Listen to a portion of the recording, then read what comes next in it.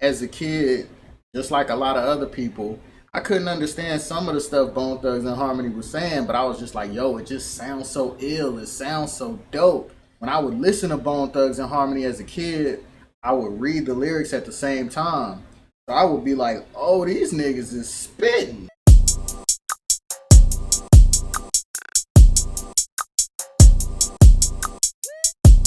What's good, rap nerds? You already know who it is. It's your boy D Sick, aka the Rap Nerd, and we back, baby.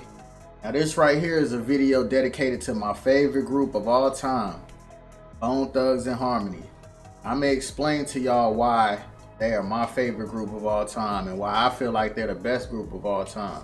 Now before we get into that, if you haven't already, hit that subscribe button, hit that like button, hit that notification bell to make sure you don't miss any of these dope videos, man. First of all, I want to tell y'all how I became such a big Bone Thugs and Harmony fan. I think I was about 8 years old, and my Uncle Brian, shout out to my Uncle Brian, man. He had a whole bunch of cassette tapes, and I was going through and I picked up the Creeping on the Come Up cassette tape, their first actual studio album. Well, after the Faces of Death album was Creeping on the Come Up. And I like the artwork on it. I'm like, yo, this looks fire. Let me listen to this. Pop the tape in.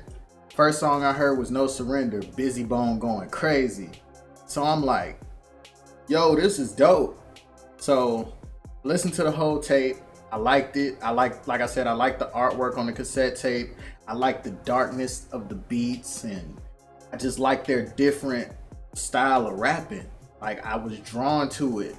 So that's when I became a fan, around 8 years old. And so then, not too long after that, my stepfather at the time, rest in peace, Darrell, he was a Bone Thugs and Harmony fan. I used to creep in his room and grab his CDs and listen to them. And I listened to East 1999 Eternal, and that's when I really became a diehard fan. Because that's also around the time that, you know, the Crossroads came out and they became really like nationally known and all that. And that's when I really became a super fan, when they dropped that classic album. Now, from the time I first heard Bone Thugs and Harmony all the way up until East 1999, my favorite member was Lazy Bone. But then by the time they dropped The Art of War, my favorite member became Crazy Bone. Now, Crazy Bone, like, he was the mastermind behind a lot of the songs on The Art of War.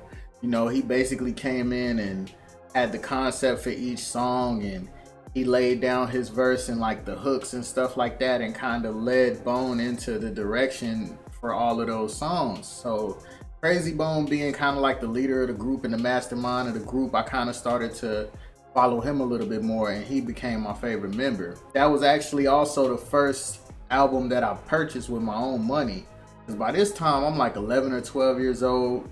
Art of War dropped. It was a double CD, and it cost a lot of money. You know, back then CDs used to cost a lot, especially if it was a double album. I think it was like $25, $26, and that's a lot of money for a 12-year-old.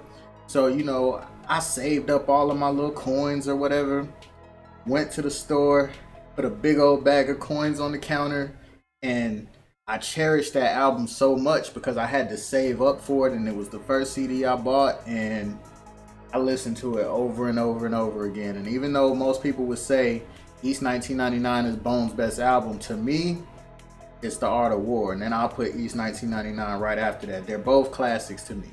I even think that Resurrection is a classic. They started dropping solo stuff, you know, El Burna, Lazy Bone's alias, you know, he dropped his first solo. I love that album. Heaven's Movie from Busy Bone is a pure classic. And I also feel like Crazy Bone's Thug Mentality is also a classic. I think Thug on the Line is a classic, his second solo effort. And I feel like those albums don't really get the credit that I don't feel like any of the Bone Thug albums get the credit that they really deserve in hip hop. Bone Thugs and Harmony was so innovative. They sold millions and millions of records. They sold probably about 40 million records or something crazy.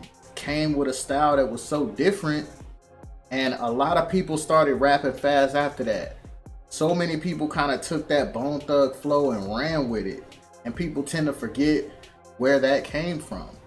You know what I'm saying? And then a lot of people, you know, that sparked the beef between Bone and Migos, because I guess people feel like they kind of had the same sort of a flow, and Migos was acting like they started that style of fast triplet rapping, and Bone was like, nah, hold up, we started that. I feel like they should both be able to coexist. I think Bone is dope. I think the Migos are dope. And I don't really see any reason why they can't coexist, but that's neither here nor there. I remember as a kid, just like a lot of other people, I couldn't understand some of the stuff Bone Thugs and Harmony was saying, but I was just like, yo, it just sounds so ill. It sounds so dope. And the DJ Unique production was just so crazy to me. But even though I didn't understand some of it, I used to go on ohhla.com. I know some of y'all might remember that website, originalhiphoplyricsarchive.com. They had the lyrics for basically any rapper you could think of. They had the lyrics to all of their songs on it. So when I would listen to Bone Thugs and Harmony as a kid, I would read the lyrics at the same time. So I would be like, oh, these niggas is spitting. I hate when people try to act like, oh, you know, I can't rock with Bone because I didn't understand what they were saying, da da da da da. And they listening to all these rappers nowadays, like Young Thug and all these mumble rappers, that they don't understand half of what they saying, but they super fans of them. It doesn't make any sense to me. Some of my other favorite groups include 3 6 Mafia. I hated them at first, actually, because they had beef with Bone Thugs and Harmony, but eventually I started listening to 3 6 Mafia and I really liked them as well. Outkast, who else I like, man? Wu-Tang, of course, gotta give Wu-Tang their respect. And Tribe Called Quest is one of my favorite groups. It's a lot of groups in hip hop that were very dope back in the day, but it seems like the rap group thing is kind of dead. Like, there's record labels and there's crews and stuff, but as far as actual groups, that's kind of non-existent in this day and age in hip hop. And a lot of people also don't know that Bone is the only group to have recorded with Eazy-E, Big Pun, Biggie, and Tupac. Everybody wanted some of that Bone flavor on their album at one point in time, man. They either wanted the feature or they wanted to steal the flow and make it their own. You know, I feel like a lot of these rappers that rap fast now all the time, I feel like that would have never happened if Bone Thugs and Harmony would have never happened. You definitely got to give these kings their love and respect. Busy Bone is really still doing his thing out here. If you have not heard his last 2 albums, you need to check them out.